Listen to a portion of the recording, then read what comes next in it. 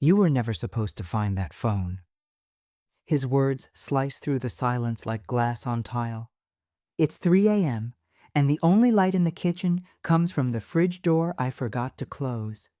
Daniel stands across from me, jaw tight, eyes flicking toward the counter where the second phone lies buzzing.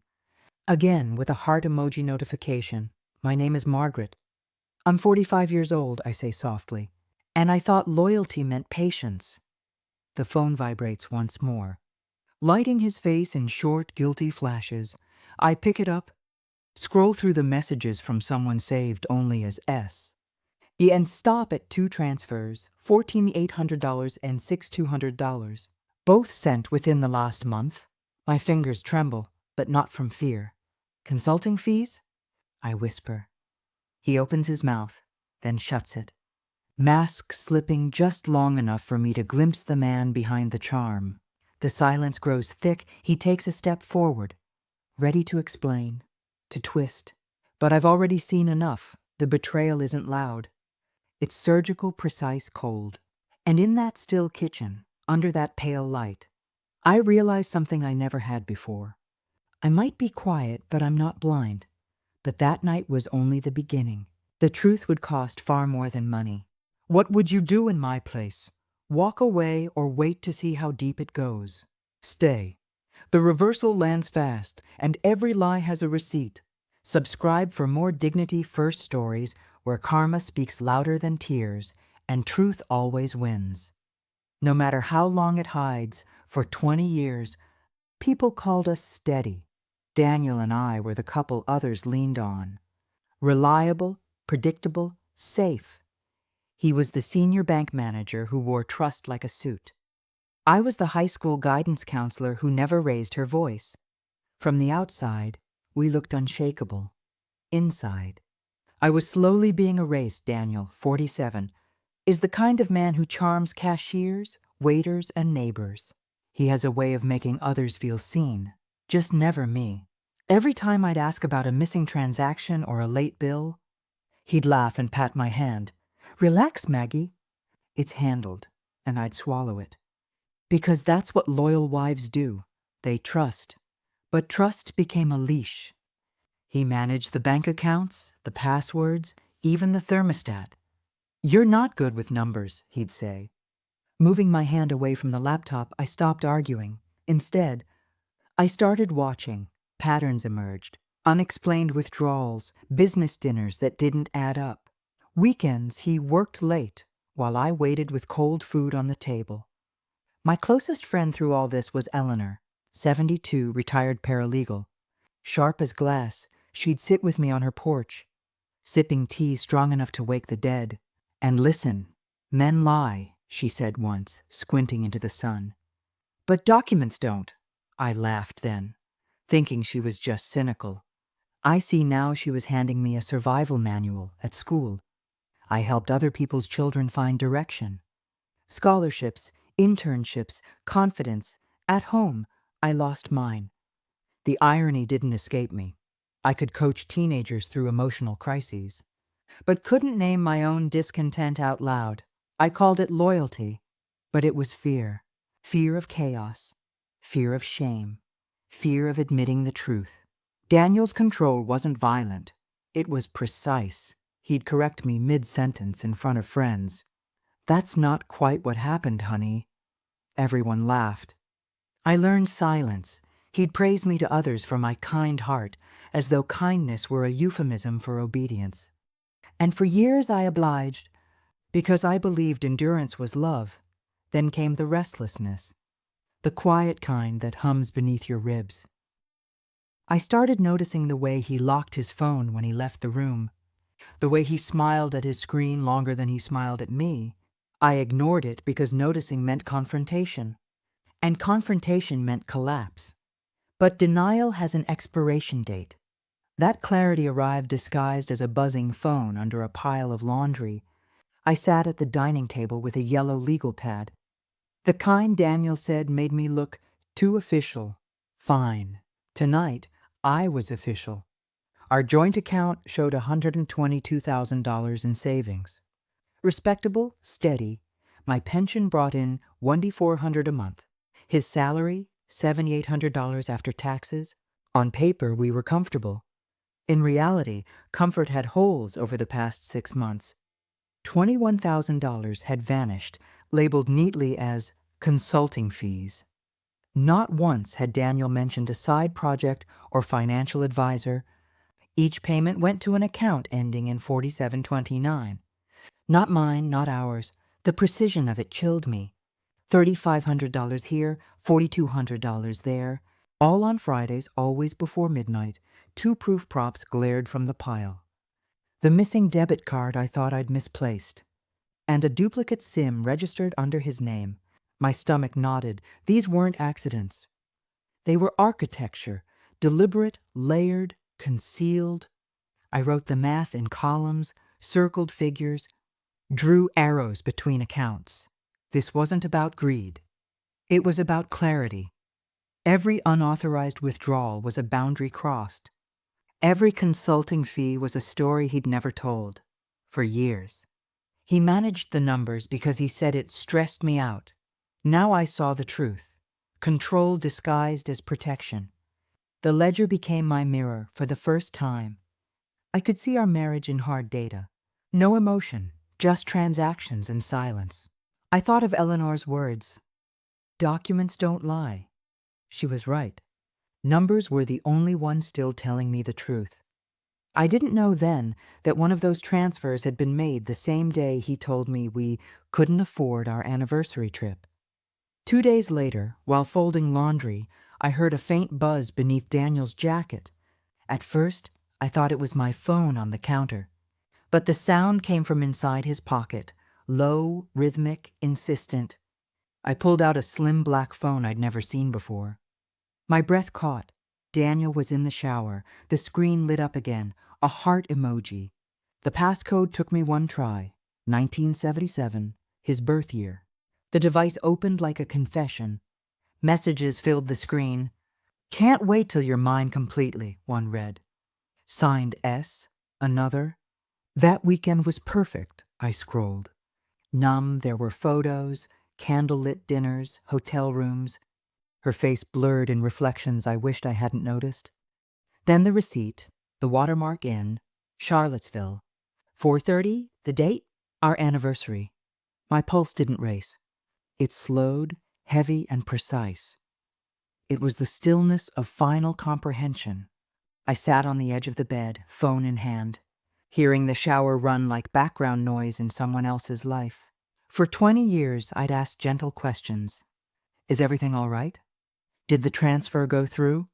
He'd smiled, deflected, charmed, but the messages didn't smile back. They documented. One text from S made me pause. Thanks for wiring it through branch access. Faster that way, branch access, that was his bank, that was traceable. For the first time in years, I didn't wait for him to explain. I didn't cry or confront. I began to catalog. Dates, amounts, messages, evidence instead of emotion. It wasn't about catching him anymore. It was about reclaiming reality. For the first time in years, I stopped waiting for him to explain. The next morning, I sat at my desk before sunrise, a mug of coffee cooling beside my laptop. My first call was to my pension advisor. My voice stayed steady as I requested a private account under my name only. Just a precaution, I said lightly. In truth, it was the first time in decades I'd drawn a financial boundary he couldn't cross. By noon, my personal funds were secure. Small but mine. Next came the phone carrier.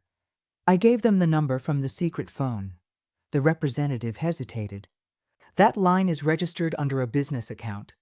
Ma'am, same name, Daniel Whitmore. My spine straightened. It wasn't a fling, it was infrastructure. He had woven deceit into company property. I thanked her calmly, hung up, and began documenting everything. Screenshots, call logs, timestamps. Proof doesn't need volume, just accuracy. That evening, I decided to test him. Over dinner, I set down my fork and said casually, a colleague mentioned the Watermark Inn. Have you ever been? The question landed like a dart. Daniel froze mid-bite, the faintest muscle twitch in his jaw. Then the mask returned. Smile practiced, tone measured. Can't say I have. Why? Just curious, I said, matching his calm. The silence that followed used to terrify me. Tonight, it confirmed what I already knew.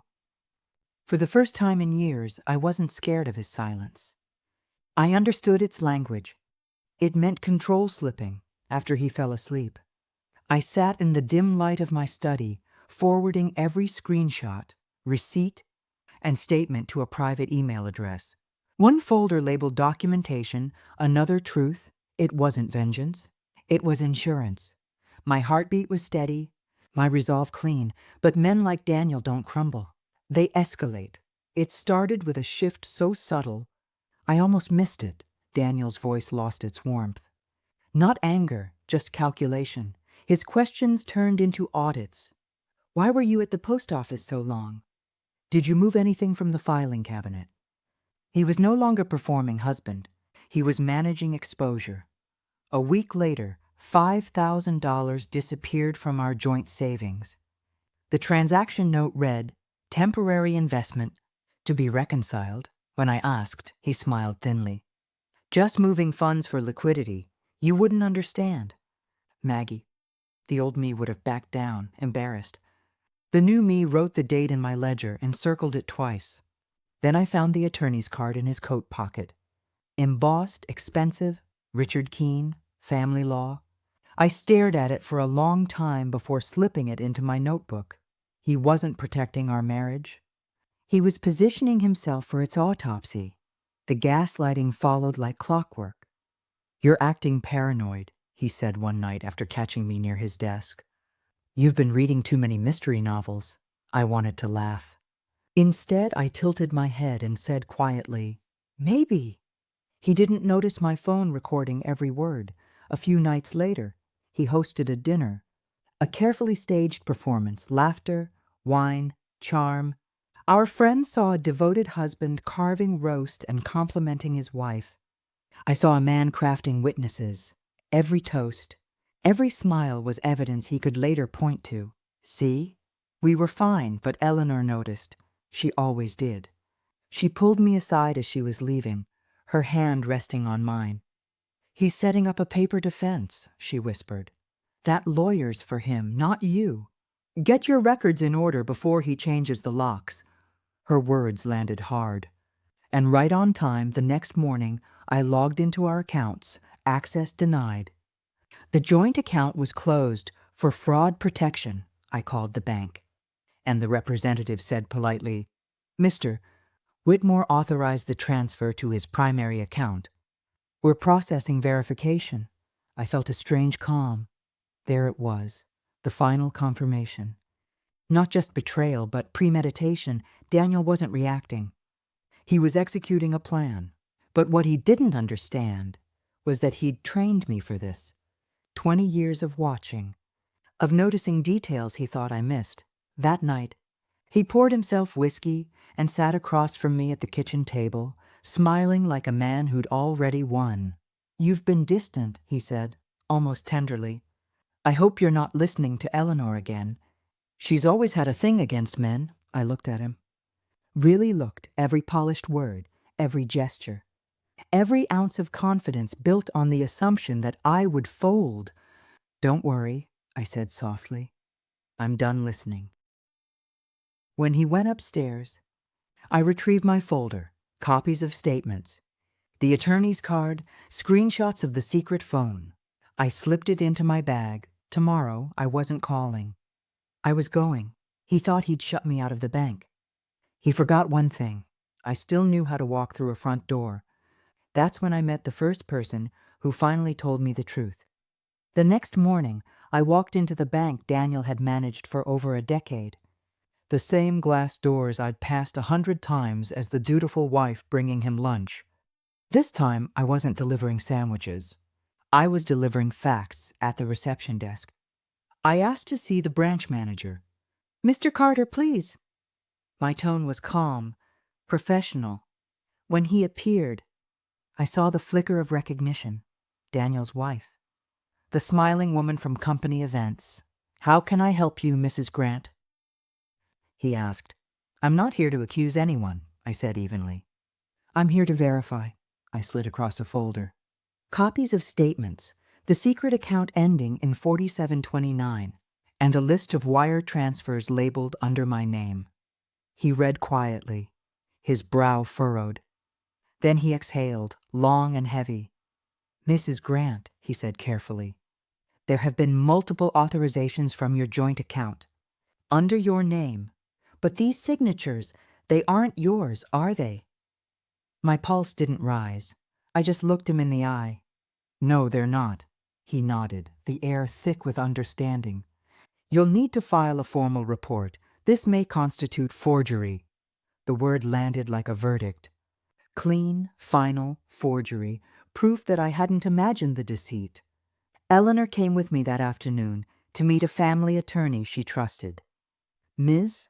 Linda Harris, silver hair, precise diction, eyes that had seen too many women arrive too late.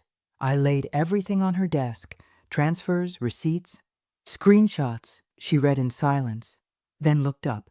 "Mrs. Grant," she said, "unauthorized transfers from a marital account fall under financial abuse. The law recognizes this, even if he's your husband." For a moment, I couldn't speak. All the years of being dismissed, corrected, minimized. And now, a professional voice confirming that the boundary I felt was real and legal. I wasn't paranoid. I was right. Eleanor placed her hand over mine. "See? Documents don't lie." For the first time in years, I felt seen, not as a wife losing control, but as a woman reclaiming it. I'm not alone, I thought. I have the law and my dignity. So I began gathering everything. Every number, every text, every time he lied. There's a certain calm that comes after the breaking point. Not peace exactly, but precision. I spent that weekend turning chaos into order. On the dining table, under the steady hum of the ceiling fan, I laid out what would become my armor, a blue folder, thick with truth. Every screenshot, every bank statement, every text message from that secret phone, printed, dated, and cross-referenced. I included photos of the phone itself, its serial number visible beside Daniel's watch. Even the call logs told a story. 10-minute conversations at lunch, 45 minutes at midnight, always with S. Then came the proof no one could dispute. A voice recording captured accidentally on my smartwatch.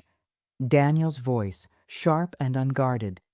"You were never supposed to find that phone." I replayed it once, not for pain, but for confirmation.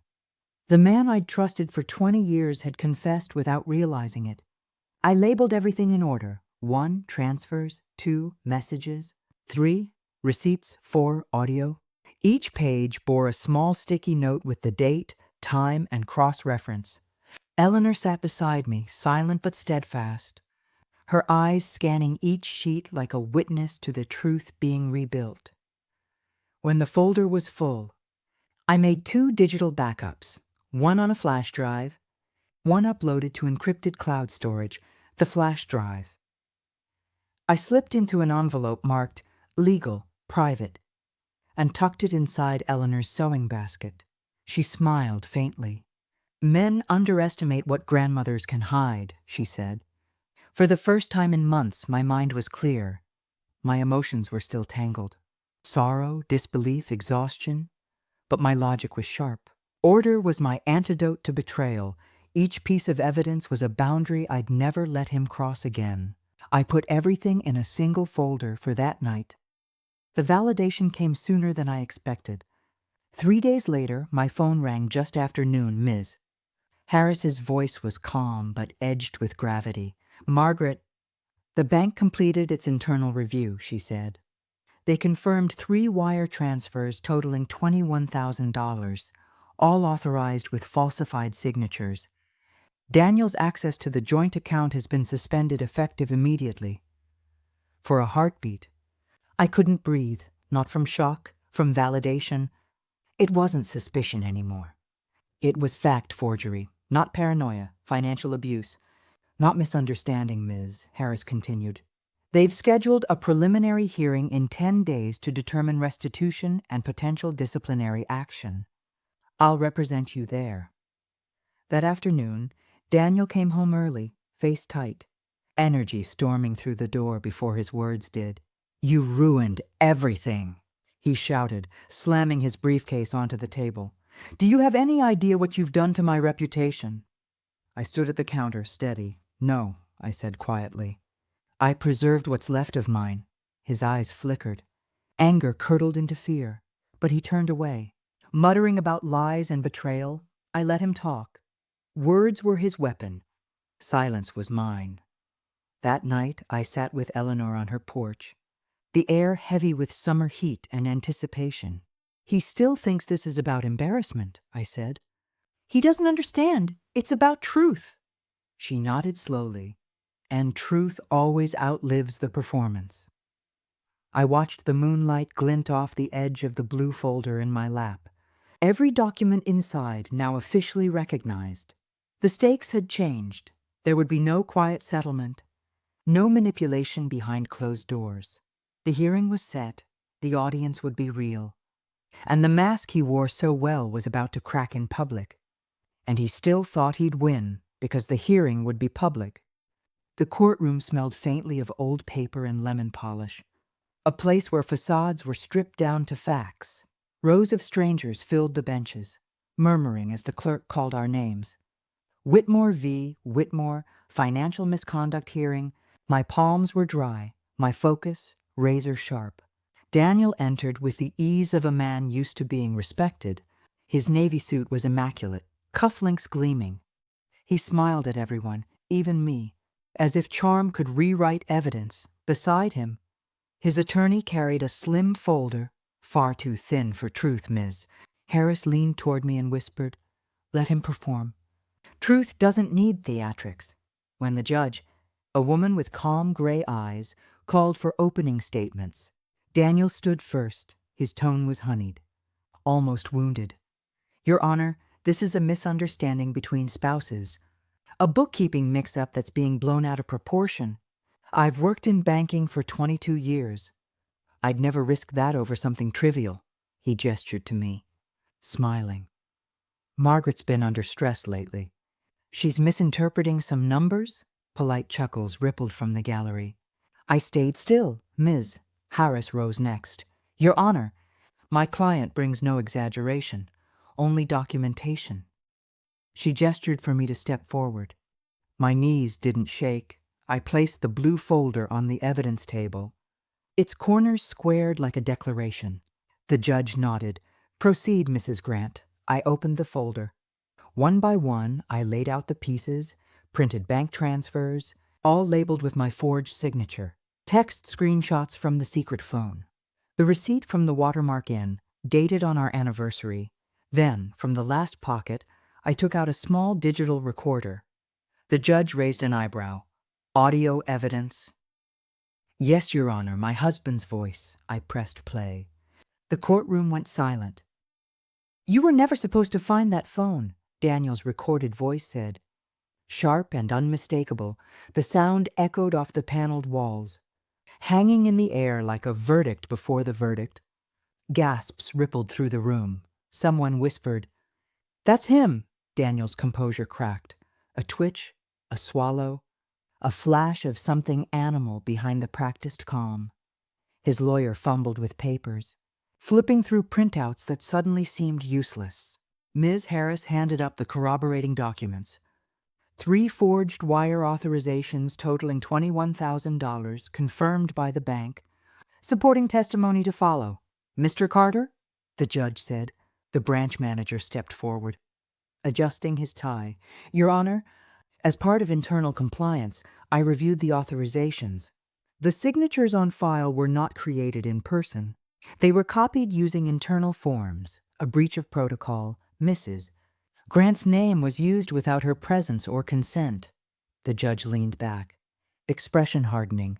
"Copied internally? That's serious misconduct." Daniel's lawyer tried to recover. "Your Honor, my client believed he had his wife's verbal consent." The judge cut her off. Belief isn't authorization, counsel. The murmur in the courtroom turned into quiet outrage. Eleanor sat in the back row, her eyes meeting mine, steady, proud.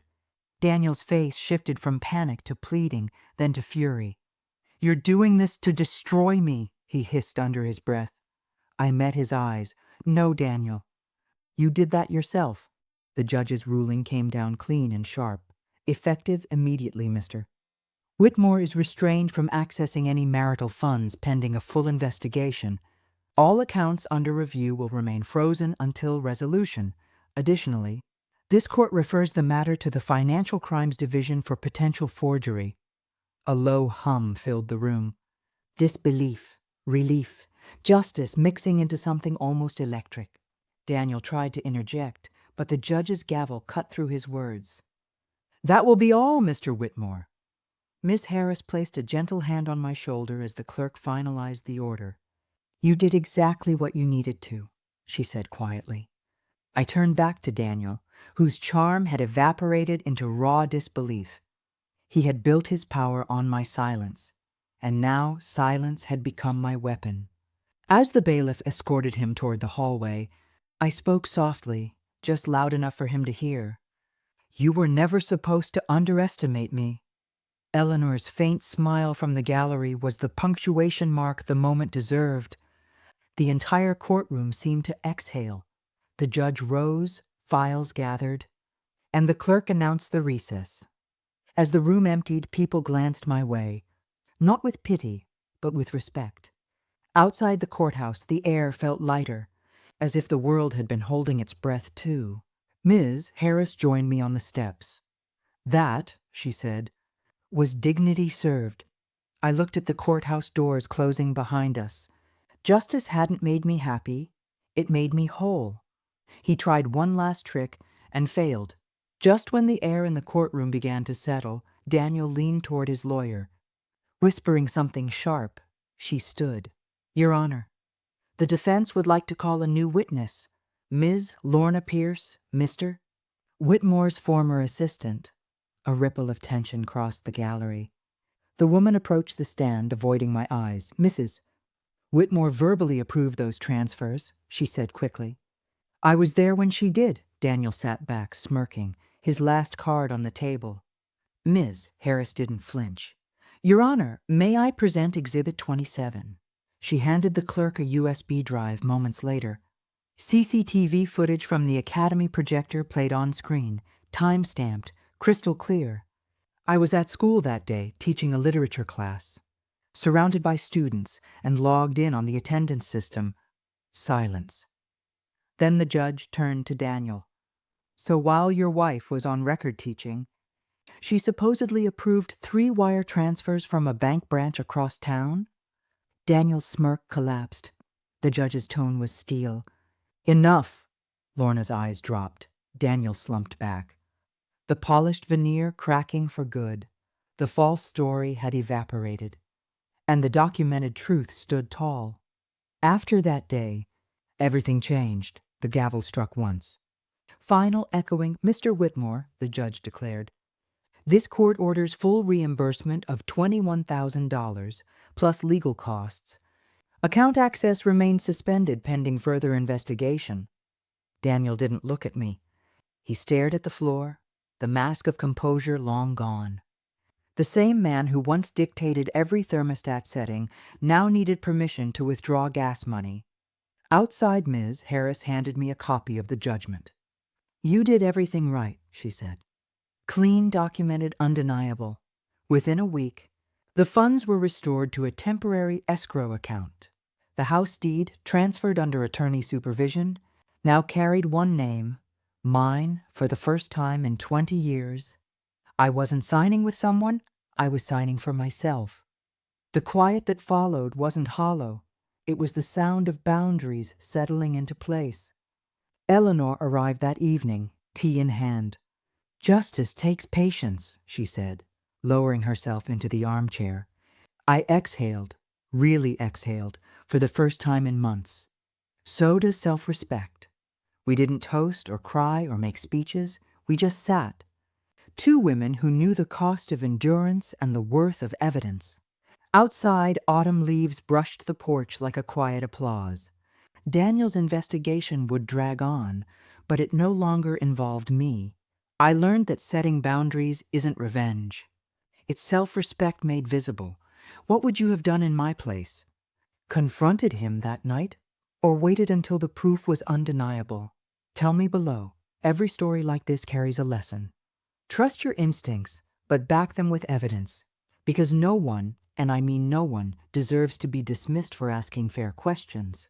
If you've ever been gaslit, patronized, or made to feel invisible in your own home, let this be your reminder. Calm is not weakness. It's control. Silence, when used with purpose, is power. And when truth finally stands up, lies don't need to be shouted down. They collapse on their own. I share stories like this every week. Not about heartbreak, but about recovery. About women who stop apologizing for noticing. About dignity that doesn't beg. It documents. So if you value truth over drama and growth over comfort, hit subscribe. Turn on notifications so you don't miss the next story where karma doesn't knock.